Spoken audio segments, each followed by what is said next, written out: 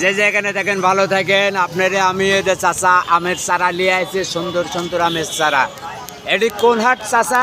কেবুনিয়ার হাট। কেবুনিয়ার হাট। এটি কি আম চাচা?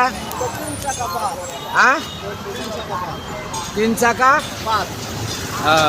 এটা কি খুব ভালো আম চাচা? ভালো আম, দেশি আম। আচ্ছা, এই যে আমি কি পোকা লাগেছে নাকি আমি এরকম? প্যাকেট করানোর কারণে প্যাকেট করেছিলেন? আচ্ছা, আমগুলো খুব সুন্দর লাগছে দেখতে, হেভি হেভি আম। তো যাই হোক, এই কতদিন পর পর ধরে বছরে কয়বার ধরে চাচা? একবারই ধরে, বছরে একবার ধরে। একবার ধরে। এটা কি আপনার খামারের না আপনার কিনে নিয়ে আসা? খামারে আপনি হাটে প্রতি হাটেই আসেন? প্রতি হাটে। আবার এটি কি মুরগির চারা না পেঁপের চারা? আর এটা কি আমরা? এটা বিদেশি আমরা 12 মাস ধরে। বিদেশি আমরা 12 মাস ধরে।